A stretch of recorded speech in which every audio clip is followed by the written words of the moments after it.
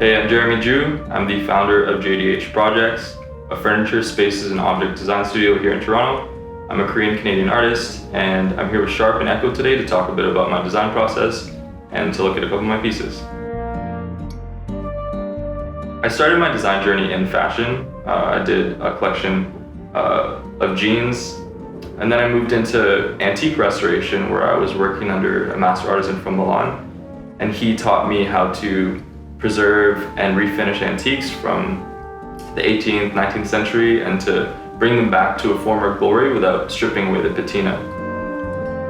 This chair that we have here is my club chair. It's part of the main collection that will hopefully be coming out next spring.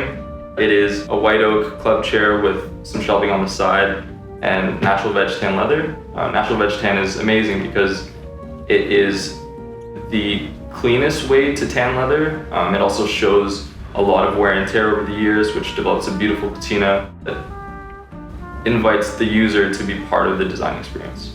I choose to work with natural materials because they're very honest. Wood will show the age through the rings, and leather will show patina through just the different oils on your skin or the different fabrics that are interacting with it. And I find that both of those materials are very susceptible to changes in atmosphere. So even a little bit of moisture, humidity will change things a little bit, and I find that very beautiful. This is one of the objects that I designed. It's an incense holder.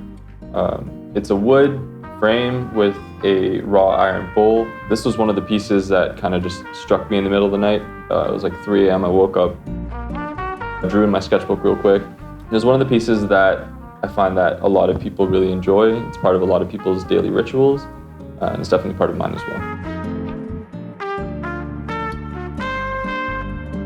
Over here we have a platform. This is size 4 in cherry, and these platforms are meant to just uplift different things so they're not directly on the floor. I find that these have been very integral in my practice. I think they give reverence to different objects that you hold in your home, and I think that that is such an important part of designing your space and being at peace with it. I would describe my work as very honest design. I think it's a lot of different forms from different places, predominantly in Asia and Africa. There's a very big Korean influence on it, but it's furniture to be lifting up the person. It's a foundation for life.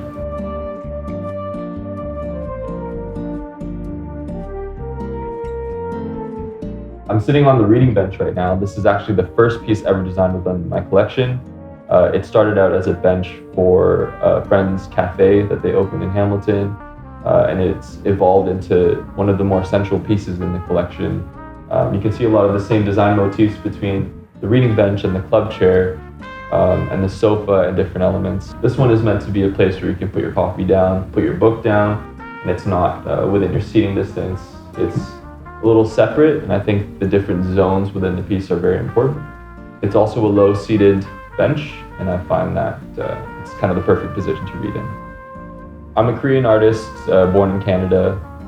I think that provides a lot of context to the design work, because there's always a push and pull between different cultures, between the East and the West, and I think that tension is really important in the work.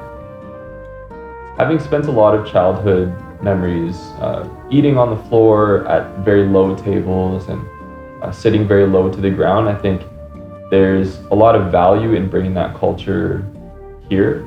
I think it's something that a lot of people share. I think it's an experience that has been widely overlooked, I think, in the West. And I find that if I can make a little difference and show people that sitting lower is actually very comfortable, it's good for your back, and all that kind of stuff, I think that that is a really important part of the work.